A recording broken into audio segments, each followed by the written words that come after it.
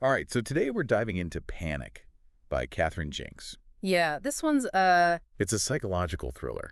it is. So have you read this one yet? I have. Yeah, it's a really good one. It's creepy. It is. It makes you think, that's for sure. Yeah, it makes you think. It's got a great premise. What's the premise? Well, you've got this young woman, Bronte, who's trying to kind of like, get away from it all.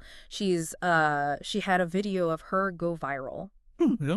And it's, painted her in a bad light. Not good. So she's looking for a change of pace, a little peace and quiet. Right. So she decides to volunteer on this remote rural property through HelpX. You know HelpX, right? I've heard of it, yeah. It's like, you volunteer on farms or like, bed and breakfasts or whatever. Like a work exchange type of thing. Exactly, yeah. So she ends up at this place called Gwendolynne, which is run by this woman named Veda.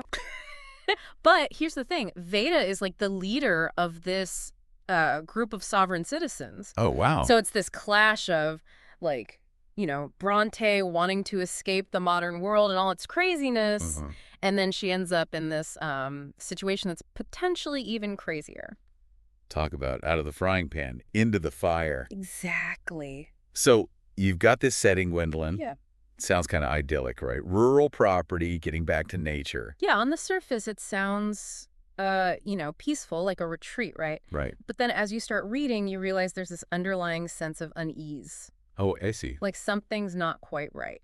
Like the HelpX description doesn't quite match up with the reality. Not at all. Like those HelpX descriptions, they always try to make it sound, as appealing as possible. Of course. But then you get there and it's like, wait a minute, this isn't what I signed up for. That definitely seems to be the case with Bronte. She goes there for peace and quiet, ends up in the middle of, well, a sovereign citizen group. I know, right? That's intense. So we've got Bronte dealing with the aftermath of this viral video, trying to escape the online world. And she ends up in this community that's basically rejecting mainstream society. Projecting the entire system. Yeah, they have their own rules, their own beliefs. And Veda, the leader, she sounds like a piece of work. Oh, she's a fascinating character. Very charismatic, intelligent, but definitely a little off, Yeah, a little off the beaten path. Yeah, there's this incident with the police where they come to the property. Oh, no.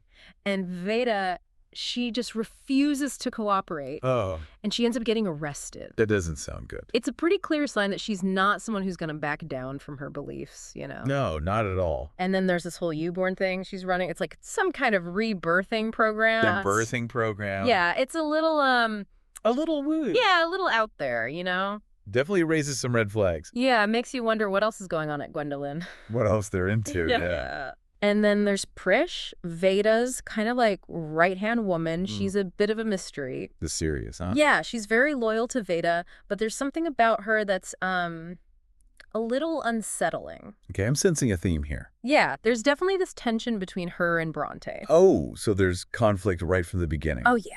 Like Prish is testing Bronte, trying to figure out what her deal is. Interesting. And then we've got Nell, Veda's mother. Okay. She's elderly, suffers from dementia. Oh, wow. She seems harmless enough, but she keeps mentioning this panic room. A panic room. Yeah, a panic room. Like, why would you need a panic room on this, peaceful rural property? That's a good question. Like, what are they hiding from? What are they so afraid of? You're right. Okay, I'm hooked. I need to know more about this panic room. You and me both. It's like this symbol of, like, hidden secrets and danger. Exactly. It just adds to the whole unsettling atmosphere of the place. Definitely. So we've got this mix of, like, Bronte's past coming back to haunt her, Veda's extreme beliefs, this creepy Prish character, and a panic room. Yeah, it's a recipe for disaster, or at least a really good thriller. So where we go from here? Well, let's just say things get a lot more complicated for Bronte. Oh, boy. And that panic room, it definitely comes into play. I can't wait to hear about it. Let's dive into the next part of the story. Let's do it. Okay, so we left off with Bronte at Gwendolynne. Yeah, trying to adjust to this, unusual lifestyle. Yeah, and it sounds like things start to get, well, weirder. Oh, yeah, definitely. Like those noises at night. The noises, yeah. She keeps hearing things outside her caravan, like footsteps, things hitting the roof. Creepy. Super creepy. And the thing is, she's so isolated out there. Right. miles from anywhere. Exactly. Her phone signal is barely working. She can't really contact anyone. And she relies on Veda for everything. For everything. Transportation, food, any kind of connection to the outside world. So she's basically trapped. Yeah, it's like she's in this pressure cooker.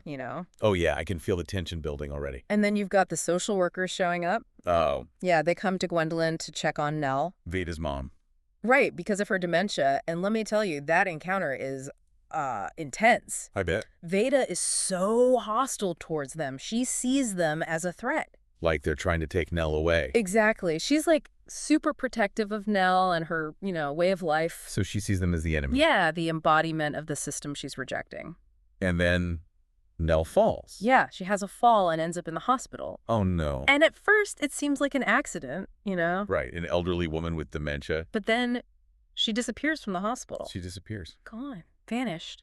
Hold on, wait a minute. This is getting crazy. I know, right? It's like, what is going on? Is someone trying to hurt Nell? Or is she just, confused and wandered off?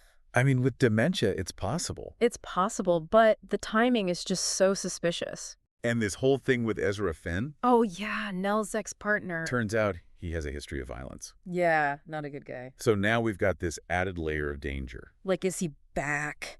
Is he looking for Nell? Is he involved in her disappearance? So many questions. And I bet Jinx doesn't give us the answers right away. No, she keeps you guessing. She's playing with us. Totally. She's Yeah. a master of suspense. Okay, so we've got Bronte trapped in this weird, possibly dangerous situation. We've got social workers poking around, a missing dementia patient, and a potentially violent ex-partner on the loose. That's a lot. There's a lot to handle. Yeah, and it's only going to get more intense from here. Oh, I can only imagine. Let's just say, the truth about Gwendolynne is a lot darker than Bronte ever imagined. So what happens next? Let's Right. find out in the final part of our deep dive. After everything that goes down at Gwendolynne, kind of crazy to think about the aftermath. Oh, yeah. The fallout from that whole siege situation. It's huge. It's all over the news, right? Oh, absolutely. It's like the biggest story in the area. Everyone's talking about it. So Veda and her whole sovereign citizen thing? Yeah, that doesn't really hold up in court, does it? I wouldn't think so. No, not at all. They face some serious consequences for their actions. But it is interesting how their beliefs, even though they're so extreme, they really shape how they react to everything that happens. Oh, yeah, for sure. Even when it's clear that their way of life is falling apart, they still cling to those beliefs. It's like their whole world is turned upside down. Exactly. And then there's Bronte caught in the middle of it all. She manages to escape, right? Yeah, she does. She gets away from Gwendolynne and finds refuge with Iris, her neighbor. So even after everything she's been through, she finds some kindness. Yeah, it's a reminder that even in the darkest situations, there's still hope and human connection. I like that. And for Bronte, it's a turning point, How so? Well, she starts to heal. She begins to process everything that's happened to her. To reclaim her own story. Yeah, exactly. She finds her voice again. Not just literally escaping from Veda's control, but also like finding her own voice in the world. Yeah, and she uses that voice to speak out about her experiences, Like about the cyberbullying and the dangers of getting caught up in these extremist groups. Exactly. She turns her pain into something positive, something that can help others. That's pretty powerful. It is. And speaking of powerful, what about that whole mystery surrounding Nell's disappearance? Oh, yeah. I almost forgot about that. What happened to her? Well, let's just say Catherine Jinks doesn't leave us hanging. She gives us answers, but she does it in a way that, she still leaves you with some things to think about. Keeps us guessing. Exactly. She's good like that. She's very good. So for anyone listening who loves a good psychological thriller, who wants a book that will keep them up all night, Panic is definitely worth checking out. I'm convinced. It's more than just a suspenseful story. It really makes you think about the nature of belief, the dangers of isolation, and the choices we make when we're pushed to our limits. It definitely makes you question those seemingly idyllic settings, right? Oh, yeah, for sure. Because you never know what might be lurking beneath the surface. So to wrap things up, if you're looking for a book that will keep you on the edge of your seat, Panic is the one for you. It's a deep dive into the dark side of human nature. And trust me, it's a journey you won't soon forget. And on that note, we'll leave you with this.